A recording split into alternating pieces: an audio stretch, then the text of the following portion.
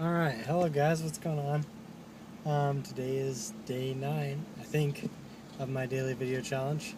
And today I'm going to talk a little bit about methods of communication, how they've changed throughout time, and how they kind of serve us, and how culture has kind of changed around those things. So it's very interesting. I mean, when I think of the methods of communication that we have today, um, there's talking face to face, which has been around forever. Um, I mean, there's video messages and videos kind of like this. I wouldn't.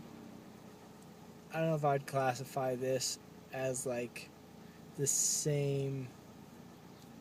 It's not exactly the type of communication I'm talking about, but I guess it is a type of communication. Um, but as far as person to person communication, you have face to face interaction, and then basically the big ones are face to face, calling, and then texting. Um, and then maybe somewhere in between face to face and calling, you'd have video calling, um, which tends to be pretty close. Tends to be pretty close to face to face interaction. And sorry, I lost where I was going with that. So there's different advantages and disadvantages to that, to those different things. With face-to-face, obviously, I think you get the best level of communication, especially,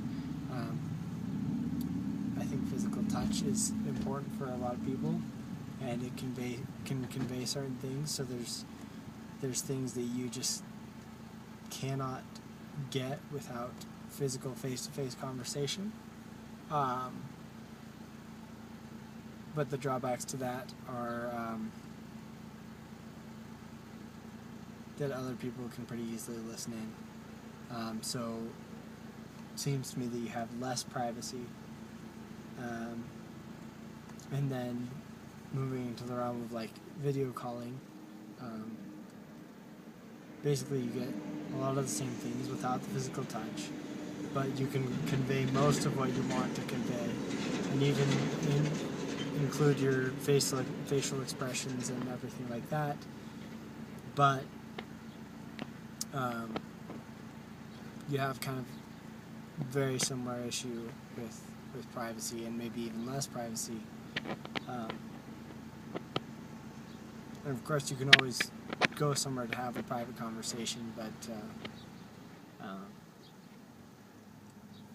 it's just harder. And then you have calling. You can get your voice inflections in there, which are important, and can't show facial expressions, can't show physical touch, but you can still convey most of what you want to convey. And then the last one, that was me. I accidentally put my hand on my horn. Talk about communicating and miscommunicating certain things.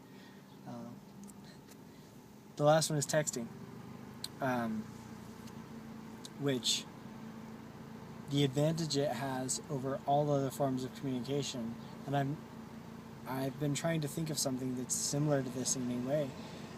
Nothing is as private as texting. And so it's kind of cool. Like, you can, depending on how you think of it, you can obviously use it for worse things, probably. But the cool thing about texting is that nobody, people have to be, like hacking into your phone or looking over your shoulder to be able to see what you're saying, whereas it's a lot easier for somebody to listen to your conversation otherwise. So that's really interesting, that's really cool. And obviously you lose the other aspects of communication, but I think this shows a little window into human nature, because we tend to do most of our communication over text.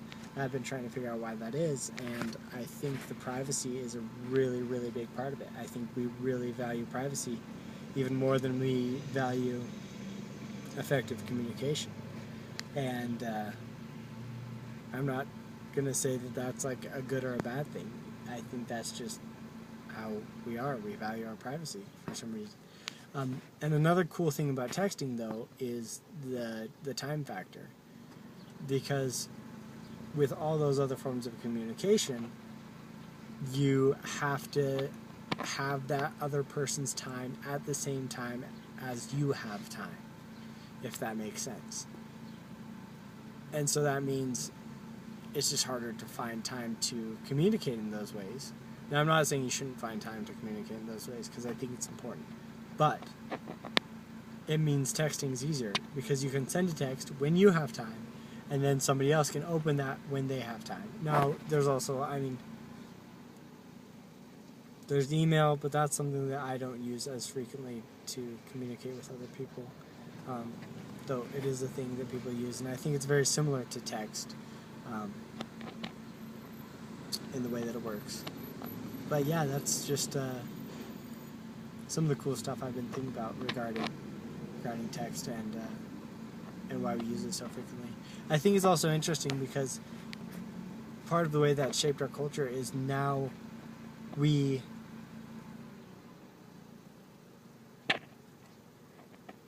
it's become a thing to, I think even when phones were around, it became a thing to call people before you were going to visit their house. Now, before phones existed, there was no prior notification. You just went to people's house, and that wasn't considered weird. And now we're moving into a culture where you text somebody before you even call them. And there's a good reason for that. I think there's a good reason for that. A lot of people would look at that and say, it's just ridiculous. Why do humans are just stupid and irrational. That's one way you can look at the world, but I do not believe in looking at the world in a way that assumes that humans are stupid and irrational. I like to assume that humans are rational and that they have reasons for doing things. So, why are we moving into a culture when we text before we call? I think it's simple. We now have the opportunity to take less of people's time and to save more time for ourselves.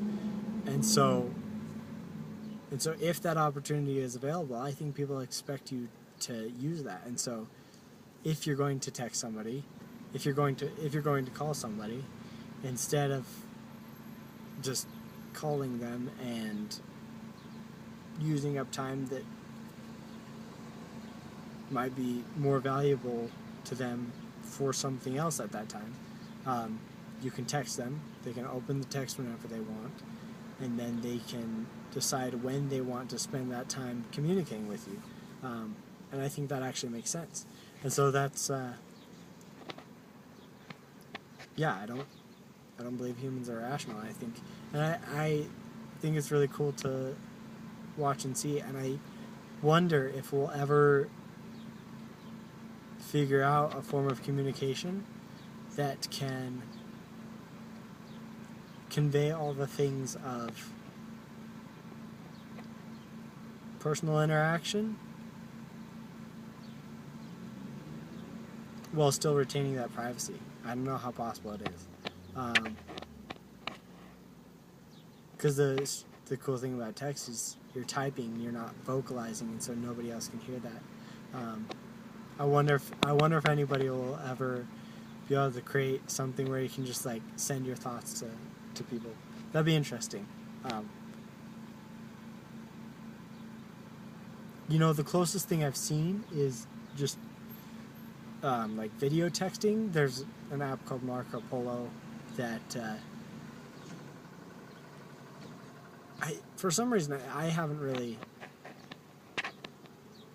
used it as much, which might it's obviously not used as frequently as texting. There's something about texting that whoever made texting got right, because people use it. And Marco Polo is a cool thing, and you can send video messages, and you can send a video and just send text, and so there's something cool about that, but I think it might miss something that humans value. But yeah, looks to me like the priority communication for people would be being able to convey as many possible